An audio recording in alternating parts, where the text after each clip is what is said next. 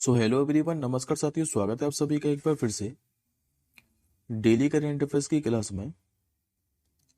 और आज है साथियों आप लोगों की 14 नवंबर। लेकिन साथियों आज की क्लास के अंदर हम लोग 2 दिन के करेंट अफेयर्स के प्रश्नों को देखेंगे, 13 और 14 नवंबर के। क्योंकि साथियों कल क्या है कि आप लोगों की करेंट अफेयर्स की क्लास नहीं आई थी, तो आज की क्लास के अंदर हम लोग 2 दिन के करेंट अफेयर्स के प्रश्नों को देखेंगे। लेकिन साथियों उससे पहले एक बार मैं आपको मात्र 2 मिनट के अंदर 12 नवंबर के करेंट अफेयर्स के प्रश्नों को क्विकली रिवाइज करा देता हूँ। उसके बाद हम लोग आज के क्वेश्चनों के बढ़ेंगे। तो जैसा कि साथियों लास्ट क्लास के अंदर मैंने आप लोगों को पढ़ाया था कि अभी FIH जो best goalkeeper of the year है ये किसे चुना गया था, तो बात के PR सीरीज को हरिंदर सिंह सोढ़ी का नाम पढ़ाया था मैंने आप लोगों को, जिनको HS सोढ़ी के नाम से भी जानते हैं। इनका अभी हाल ही में निधन हो गया था। इनका संबंध किस खेल से था, तो ये पोलो खिलाड़ी थे। किस राज्य ने भी पद्म पुरस्कार विजेताओं को हर महीने 30,000 रुपए देने की घोषणा की थी, तो उड़ीसा सरकार ने। वर्ष 2023 की अभी World Intellectual Property Organization global patent filing में वैश्विक स्तर पर बात को कौन सा स्थान मिला था, तो 6वां स्थान। दुनिया की सबसे ऊंची एंड्यूरो माउंटेन जो बाइकिंग रेस है इसका नाम है मोंडूरो 4.0, यह भी कहां पर प्रारंभ हुई थी, तो अरुणाचल प्रदेश के तवांग के अंदर। समर्पित सेमीकंडक्टर नीति को लागू करने वाला भारत का पहला राज्य भी कौन सा बना था, तो ये बना था गुजरात राज्य। किस राज्य के मुख्यमंत्री ने अभी हो भाषा को संविधान की 8वीं अनुसूची में शामिल करने की सिफारिश की थी, तो ये की थी असम सरकार ने। किस शहर में भी दुनिया का सबसे बड़ा खाद्य और जो पेय उद्योग कार्यक्रम है जिसका नाम है गल्फ कोस्ट 2024, इसका आयोजन किया गया है, तो UAE के दुबई के अंदर। राष्ट्रीय शिक्षा दिवस के बारे में पढ़ाया था जो कि हर साल कब मनाया जाता है, तो 11 नवंबर को। और लास्ट क्वेश्चन पढ़ाया था कि जो डॉक्टर नवीन राम गुलाम है ये भी किस देश के नए प्रधानमंत्री बने हैं, तो ये बने सत्य मॉरिशस देश के। आई होप आपको 12 नवंबर के सारे करंट अफेयर्स के प्रश्न क्लियर होंगे। अब हम लोग आज के क्वेश्चनों की बढ़ते हैं। तो आज का पहला क्वेश्चन साथियों आप लोगों के सामने रहा है। आप लोगों से पूछ रहा है कि अभी जो ICC है इसने अक्टूबर 2024 के लिए जो पुरुष प्लेयर ऑफ द मंथ है ये किसे चुना है। तो मैंने आप लोगों को कई बार बताया कि जो ICC है ये हर महीने player of the month award की घोषणा करता है, और ये पुरुष और महिला दोनों को दिए जाते हैं। इस बार पुरुषों में जो player of the month award के लिए चुना गया अक्टूबर महीने के लिए, ये पाकिस्तान के नोमान अली को चुना है, तो करेक्ट आंसर होगा ऑप्शन नंबर C। और इसी में महिलाओं को और याद रखिएगा कि महिलाओं में किसे चुना है, तो न्यूजीलैंड की अमेलिया केयर को। इनको महिलाओं में ICC player of the month award के लिए चुना है। अब बात करते चलते हम लोग पहले सबसे most player of the month award के बारे में, जो कि सबसे मोस्ट इंपोर्टेंट जो player of the month award है ये जून महीने का है। और मैं आपको साथियों कई बार पढ़ा चुका हूँ जून महीने का कि इतिहास में ऐसा पहली बार हुआ था जब ICC ने player of the month award किसी एक ही देश के महिला और पुरुष खिलाड़ी को दिया था। और ये कोई और देश नहीं है बल्कि अपने प्यारा भारत ही है, जिसमें से दिया गया था जसप्रीत बुमराह को पुरुष player of the month award. जबकि महिलाओं में किसे दिया गया था, तो स्मृति मंदाना को। तो सबसे साथ ही जो मोस्ट इंपोर्टेंट है ICC player of the month award ये जून महीने का है, तो आप लोग जून महीने का जरूर याद रखिएगा। अब बात करते हैं हम लोग ICC के बारे में। तो स्थापना हुई थी इसकी 1909 के अंदर। मुख्यालय का है इसका, तो UAE के दुबई के अंदर। और अभी इसकी 1 दिसंबर से जो नए अध्यक्ष बनने वाले हैं ये अमित शाह के बेटे जय शाह बनेंगे। अब एक बार इनको इमेज में देखिए आप लोग, नोमान अली और अमेलिया केर को। ये नहीं आपके सामने इमेज में अमेलिया केर जो कि न्यूजीलैंड की है। इनको चुना है महिलाओं में ICC player of the month award October महीने के लिए। और पुरुषों में चुना गया है नोमान अली को, यह पाकिस्तान के आप लोगों के सामने। अब आज के हम लोग साथ ही दूसरे क्वेश्चन की बढ़ रहे हैं। आज का आपका जो दूसरा क्वेश्चन है यह अपॉइंटमेंट से संबंधित है। आप लोगों से पूछ रहा है कि भाई जो इंडियन ऑयल कॉर्पोरेशन है इसका जो अध्यक्ष है यह भी किसे नियुक्त किया गया है। तो ये जो इंडियन ऑयल कॉर्पोरेशन है ये बात की 14 मारुति कंपनियों में से एक है। और इसका भी जो नया अध्यक्ष है ये चुना गया अरविंदर सिंह सानी को। करेक्ट आंसर होगा ऑप्शन नंबर C। बात करते हम लोग इंडियन ऑयल कॉर्पोरेशन के बारे में। तो इसकी जो स्थापना है 1959 के अंदर हुई थी। मुख्यालय यदि आप लोगों से पूछे तो ये नई दिल्ली के अंदर है। अब एक बार साथियों मैं आप लोगों को 14 की 14 मारुति कंपनियों के बारे में पढ़ा देता हूँ, क्योंकि एग्जाम में यहाँ से सीधा क्वेश्चन पूछता है कि इनमें से कौन सी मारुति कंपनी नहीं है। तो एक बार आप लोग 14 की 14 मारुति कंपनी को देख लीजिए। तो देखिए साथियों, यदि आप लोगों को याद हो तो मैंने अभी अक्टूबर महीने के अंदर ही आपको पढ़ाया कि बाद की जो 14वीं मारुति कंपनी है, यह भी हिंदुस्तान एरोनॉटिक लिमिटेड बनी थी, जिसके अध्यक्ष कौन है, तो डी.के. सुनील। 13वीं कौन सी बनी थी, तो ये भी ऑयल इंडिया लिमिटेड बनी थी, जिसके अध्यक्ष कौन है, तो रंजीत राव। 12वीं कौन सी बनी थी, तो आरईसी लिमिटेड। 11वीं कौन सी बनी थी, तो पावर फाइनेंस कॉर्पोरेशन। और बाकी के 10 की और बात करें तो एक तो इसमें सेल यानी कि steel authority of India limited, जिसके अध्यक्ष है अरविंदु प्रकाश। दूसरी कौन सी है, तो ओएनजीसी यानी कि ऑयल नेचुरल गैस कॉर्पोरेशन। तीसरी कौन सी है, तो एनटीपीसी यानी कि नेशनल थर्मल पावर कॉर्पोरेशन। चौथी हिंदुस्तान पेट्रोलियम कॉर्पोरेशन यानी कि एचपीसीएल। पांचवी है बीपीसीएल यानी कि भारत पेट्रोलियम कॉर्पोरेशन लिमिटेड। छठवीं कौन सी है, तो बेल यानी कि भारत हैवी इलेक्ट्रिकल्स लिमिटेड। सातवीं है कोल इंडिया लिमिटेड। आठवीं है इंडियन ऑयल कॉर्पोरेशन लिमिटेड, जिसके भी नए अध्यक्ष कौन बने हैं, तो अरविंदर सिंह सानी। नौवीं है gas authority of India limited यानी कि गेल। और 10वीं कौन सी है, तो power grid corporation of India limited. ये बाकी की 10 और मारुति कंपनी है। और अब मारुति कंपनियों की जो संख्या है ये टोटल 14 हो गई है। तो याद रखिएगा, इनमें से आप लोगों से एग्जाम में क्वेश्चन पूछेगा इनमें से कौन सी मारुति कंपनी नहीं है। तो याद रखिएगा 14 की 14 मारुति कंपनी। अब आज के हम लोग तीसरे क्वेश्चन की ओर बढ़ते हैं। आज का आप लोगों से तीसरा क्वेश्चन पूछ रहा है कि अभी सीआईएसएफ में पहली जो पूर्ण महिला बटालियन है, इसके निर्माण को मंजूरी किसने दी है। ये दी जाती केंद्रीय गृह मंत्रालय के द्वारा। करेक्ट आंसर होगा आपको ऑप्शन नंबर ए। देखिए भी फिलहाल देश में सीआईएसएफ की जो है ये 12 बटालियन है, लेकिन साथियों अभी तक इनमें से एक भी महिला बटालियन नहीं है। और इस महिला बटालियन में क्या है कि 1000 से अधिक महिलाएं शामिल होगी। और किसी भी इमरजेंसी में ये जो बटालियन है ये कमांडो की तरह ही सुरक्षा देंगी। दरअसल साथियों 5 मार्च 2022 को क्या है कि 53 में जो सीआईएसएफ दिवस बनाया गया था, इसी मौके पर जो केंद्रीय गृह एवं सहकारिता मंत्री अमित शाह, इन्होंने महिला बटालियन बनाने का प्रस्ताव दिया था। और अब मंत्रालय की ओर से आधिकारिक है कि मंजूरी मिल गई है। और अब जल्दी सीआईएसएफ पहली ऑल वुमेन बटालियन के लिए भर्ती प्रक्रिया भी शुरू करेगा।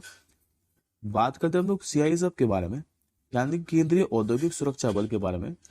तो इसका गठन कब हुआ था, तो 27 जुलाई 1939 के अंदर। मुख्यालय इसका नई दिल्ली के अंदर है। महानिदेशक पूछे तो राजमंद्र सिंह भट्टी अभी रिसेंटली बने थे। और इसका आदर्श वाक्य क्या है, तो सर्विस एंड लॉयल्टी इसका आदर्श वाक्य है। अब आज के हम लोग चौथे क्वेश्चन के बढ़ते हैं। आज का साथियों को जो चौथा क्वेश्चन है ये सुपर मोस्ट इंपोर्टेंट क्वेश्चन है। इस पे आप लोग डबल स्टार मार्क कर लीजिए। यहाँ से आपको डेफिनेटली एग्जाम में क्वेश्चन देखने को मिलेगा। आप लोगों से पूछ रहा है कि हाल ही में भी जो बुकर पुरस्कार है 2024 ये किसे दिया गया है। तो ये दिया गया साथियों ब्रिटिश सामंता हार्वे को। करेक्ट आंसर होगा ऑप्शन नंबर ए। देखिए साथियों जो ब्रिटिश लेखिका है सामंता हार्वे, इनको भी बुकर पुरस्कार 2024 दिया गया है। और किस उपन्यास के लिए इनके, तो ऑर्बिटल उपन्यास के लिए। याद रखेंगे उपन्यास भी। बात करते साथियों बुकर पुरस्कार के बारे में, तो याद रखेंगे जो बुकर पुरस्कार है ये अंग्रेजी भाषा में लिखे गए बेहतरीन उपन्यासकारों को ही दिया जाता है। और ये जो पुरस्कार है ये यूनाइटेड किंगडम या फिर आयरलैंड में प्रकाशित होने वाले उपन्यास को ही दिया जाता है। इसकी शुरुआत कब हुई थी, तो 1969 के अंदर। और साल 2019 में बुकर पुरस्कार का जो नाम है ये बदलकर क्या कर दिया गया था, द बुकर पुरस्कार। और इसमें इनामी राशि कितनी दी जाती है, तो 50,000 पाउंड की इसमें इनामी राशि दी जाती है। और अगर इनको डॉलर में कन्वर्ट करें तो लगभग $64,000। अब बात करते साथियों हम लोग इसी के साथ अंतर्राष्ट्रीय बुकर पुरस्कार के बारे में। तो ये क्वेश्चन साथियों एग्जाम में अभी पूछा गया है। एसएससी सीएचएसएल के एग्जाम में पूछा गया था 2023 के अंदर कि जो अंतर्राष्ट्रीय बुकर पुरस्कार है इसकी शुरुआत कब हुई थी। तो याद रखेंगे एग्जैक्ट ईयर ये 2005 के अंदर हुई थी। और यही क्वेश्चन एसएससी सीएचएसएल के एग्जाम में पूछा जा चुका है। पहला जो अंतर्राष्ट्रीय बुकर पुरस्कार है ये अल्बानियाई उपन्यासकार जिनका नाम है इस्माइल कादरे, इन्हीं को दिया गया था 2005 के अंदर। और ये क्वेश्चन भी साथ में पूछा गया है कि अंतर्राष्ट्रीय बुकर पुरस्कार जीतने वाली जो पहली भारतीय लेखिका है ये कौन है, तो ये गीतांजलि सेठी थी। और इनको किस उपन्यास के लिए दिया गया था? तो द टॉम ऑफ सेड के लिए। और अभी इससे पहले मैं आप लोगों को बता दूं कि 2024 के लिए जो अंतर्राष्ट्रीय बुकर पुरस्कार है यह भी किसे मिला है? तो जेनी एयरपेनेब द्वारा लिखित और माइकल हॉफमैन के द्वारा अनुवादित पुस्तक जिसका नाम है कैरूस, इसी को भी 2024 के लिए अंतर्राष्ट्रीय बुकर पुरस्कार मिला है। और अब बुकर पुरस्कार किसे मिल गया है? तो ये मिल गया सामंता हार्वे को। तो ये दोनों को दोनों साथी याद रखिएगा। अब आज का आप लोग 5वां क्वेश्चन देखिए। 5वां क्वेश्चन भी ये पुरस्कार से संबंधित है। आप लोगों से पूछ रहे हैं कि वो जो 55वें IFFI यानी कि अंतर्राष्ट्रीय फिल्म महोत्सव है 2024, इसमें सत्यजीत रे जो लाइफ टाइम अचीवमेंट अवार्ड है इससे किसे सम्मानित किया गया? ये मिला सत्य फिलिप नोयल को। करेक्ट आंसर होगा ऑप्शन नंबर ए।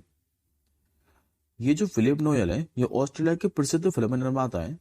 इनको भी 55वें भारतीय जो अंतर्राष्ट्रीय फिल्म महोत्सव है इसमें सत्यजीत रे लाइफ टाइम अचीवमेंट अवार्ड से सम्मानित किया गया है।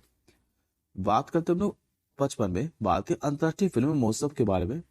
तो मैं आपको साथ ही पहले भी कई बार बता चुका हूँ कि इसका जो आयोजन है ये 20 से लेकर 28 नवंबर तक गोवा के अंदर किया जा रहा है।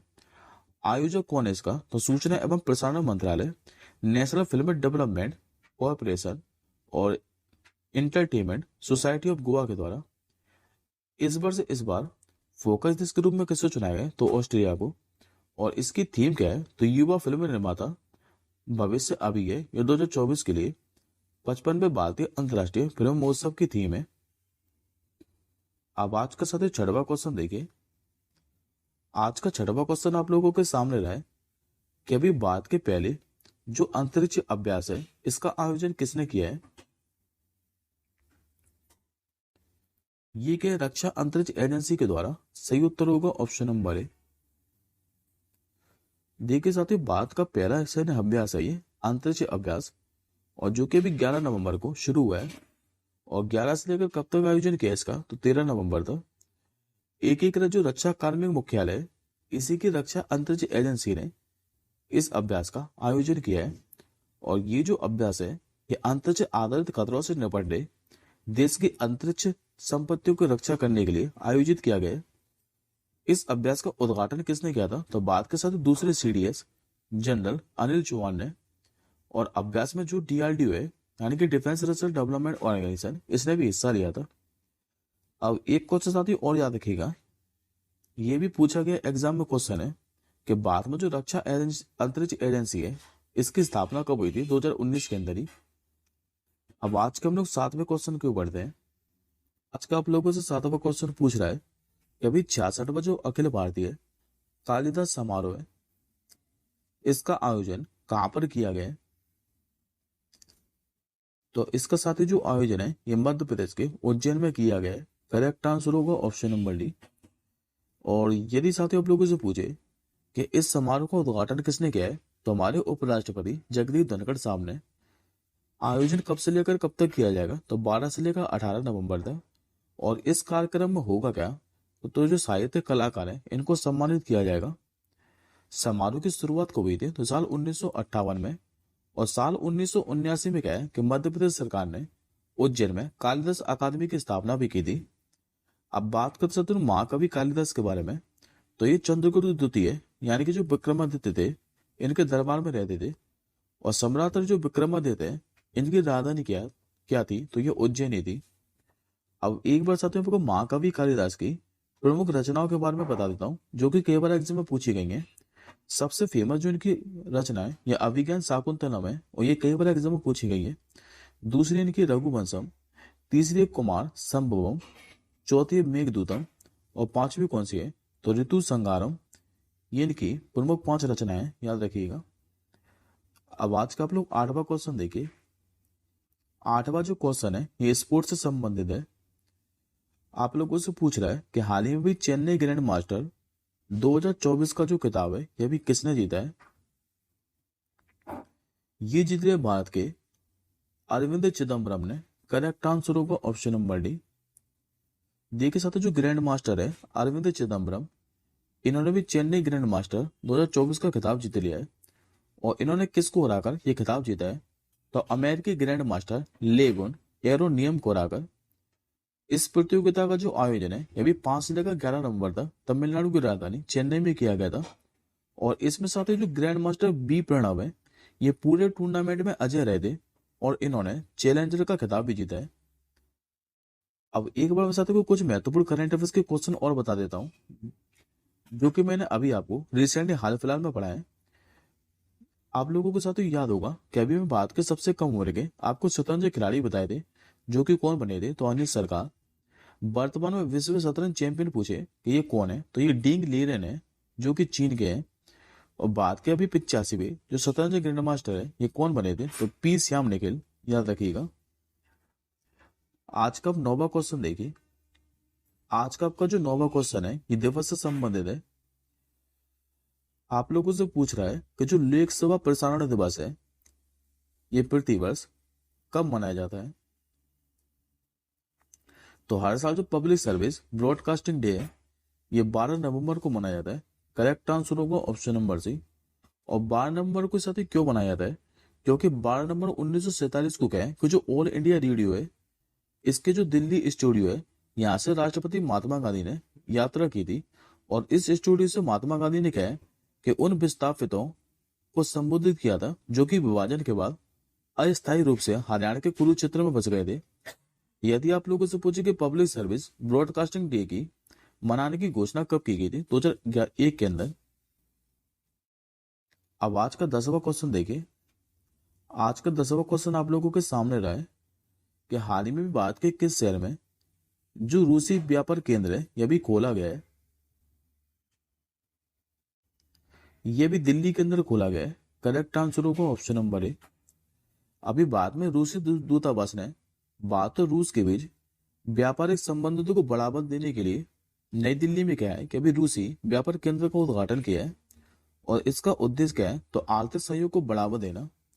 बात करते हैं हम लोग रूस के बारे में। तो पहले साथ मैप में देखें रूस को, जो कि क्षेत्रफल की दृष्टि से विश्व का सबसे बड़ा देश है। रूस की राजधानी पूछे तो यह मॉस्को। मुद्रा के चलते हैं तो रशियन रूबल। और वर्तमान में यहाँ के राष्ट्रपति कौन है? तो यह व्लादिमीर पुतिन, जो कि काफी ज्यादा सुर्खियों में बने रहते हैं।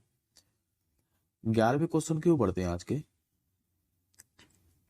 आज का आप लोगों के सामने 11वां क्वेश्चन रहा है। आप लोगों से पूछ रहा है कि अभी जो माइकल बोर्ट्स है ये भी किस देश के नेशनल सिक्योरिटी एडवाइजर बने हैं? ये बन चुके साथियों अमेरिका के। सही उत्तर होगा ऑप्शन नंबर ए। देखिए भी अमेरिका जो राष्ट्रपति हैं जो कि भी नए बने 47वें नंबर के डोनाल्ड ट्रंप, इन्होंने भी माइकल बोर्ट्स को क्या है कि नया नेशनल सिक्योरिटी एडवाइजर ये नियुक्त किया है। और माइकल बोर्ट्स की बात करें तो इनके साथ चीन और ईरान का क्या है कि कट्टर विरोधी माना जाता है, जबकि ये भारत के समर्थक हैं। बात करते हम लोग अमेरिका के बारे में। तो राजधानी है वॉशिंगटन डीसी। मुद्रा चलती है डॉलर। 47वें नंबर के राष्ट्रपति कौन बन गए? तो ये बन चुके हैं डोनाल्ड ट्रंप। और यदि आप लोगों को याद हो तो अभी मैंने आपको नवंबर महीने के अंदर ही पढ़ाया कि जो सूसी बिल्स है ये भी व्हाइट हाउस की चीफ ऑफ स्टाफ बनी है। अब आज का 12वां क्वेश्चन देखिए। आज का 12वां क्वेश्चन आप लोगों का अपॉइंटमेंट से संबंधित है। आप लोगों से पूछ रहा है कि जो भारतीय कृषि एवं खाद्य परिषद है यानी कि ICFA, इसके जो चेयरमैन है ये भी कौन बने हैं? ये बन चुके साथी सुरेश प्रभु। सही उत्तर होगा ऑप्शन नंबर डी। ये जो सुरेश प्रभु है ये पूर्व केंद्रीय मंत्री रह चुके हैं। और इनको भी क्या है कि भारतीय कृषि एवं खाद्य परिषद इसका नया चेयरमैन नियुक्त कर दिया है। बात करते हैं हम लोग भारतीय कृषि एवं खाद्य परिषद के बारे में। तो एक कृषि क्षेत्र के विकास में योगदान देता है। इसकी स्थापना कब हुई थी? 2015 के अंदर।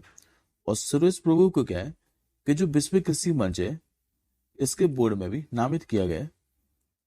बात करते हैं अब हम लोग साथियों अन्य नाम के बारे में जो कि ऑप्शन में लिखे हुए हैं। तो मैंने आज साथियों आपको आलोक रंजन का नाम पढ़ाया था। इनको भी राष्ट्रीय अपराध रिकॉर्ड ब्यूरो का नया निदेशक बनाया गया था। MB श्रेयम्स कुमार की पूछे तो भारतीय समाचार पत्र सोसाइटी के अध्यक्ष बने थे। हर्षवर्धन अग्रवाल का नाम अभी रिसेंटली पढ़ा है, ये भी फिक्की के नए अध्यक्ष बने हैं। और जस्टिस साथी जो संजीव खन्ना है ये बाद के अभी 51वें मुख्य न्यायाधीश बन गए, तो याद रखिएगा। अब आज के हम लोग 13वें क्वेश्चन की ओर बढ़ते हैं, जो कि आज का आपका आखिरी क्वेश्चन है। आप लोगों से पूछ रहा है कि अभी किस बैंक ने पहला विंग्स स्टार्टअप जो लाउंज है इसको लॉन्च किया है। तो वैसे तो साथ इस क्वेश्चन का जो आंसर है ये मैच में स्पष्ट दिखाई दे रहा है, ये कि अभी आईडीएफसी फर्स्ट बैंक के द्वारा। करेक्ट आंसर होगा ऑप्शन नंबर डी। अब ये आईडीएफसी जो फर्स्ट बैंक है, इसने कर्नाटक के बेंगलुरु में भारत का भी पहला स्टार्टअप लाउंज लॉन्च किया है। और ये जो स्टार्टअप लाउंज है, इसके शुरुआती चरण के स्टार्टअप को सहायता प्रदान करने के लिए संस्थान और सलाह प्रदान करता है। लाउंज में होगा क्या, तो meeting room, knowledge session, pitch event जैसी सुविधाएं उपलब्ध है, जो कि स्टार्टअप और निवेशकों से जुड़ने में मदद करेंगी। बात करते हम लोग आईडीएफसी फर्स्ट बैंक के बारे में, तो ये एक भारतीय निजी क्षेत्र का बैंक है। स्थापना इसकी कब हुई थी, तो अक्टूबर 2015 के अंदर। मुख्यालय का है तो महाराष्ट्र के मुंबई में। और वर्तमान में इसके एमडी और सीईओ कौन है, तो वी वैद्यनाथन। ये आज का सदैव का क्वेश्चन ऑफ द डे है। इस प्रश्न का आंसर मुझे आप लोग कमेंट बॉक्स के अंदर बताइएगा कि अभी किसने पहली बार WTA फाइनल में महिला एकल का खिताब जीता है। इस क्वेश्चन का आंसर आप लोग मुझे कमेंट बॉक्स के अंदर बताइएगा। और इस क्लास के साथ ये जो पीडीएफ है, ये आप सभी रिवीजन के लिए हमारे टेलीग्राम ग्रुप से प्राप्त कर सकते हैं। टेलीग्राम ग्रुप का जो लिंक है उस वीडियो के डिस्क्रिप्शन बॉक्स में है, तो आप लोग हमारे टेलीग्राम ग्रुप से जरूर जुड़ जाइएगा। अब हम जल्दी मिलेंगे अगली क्लास के साथ ही, तब तक के लिए जय हिंद, वंदे मातरम।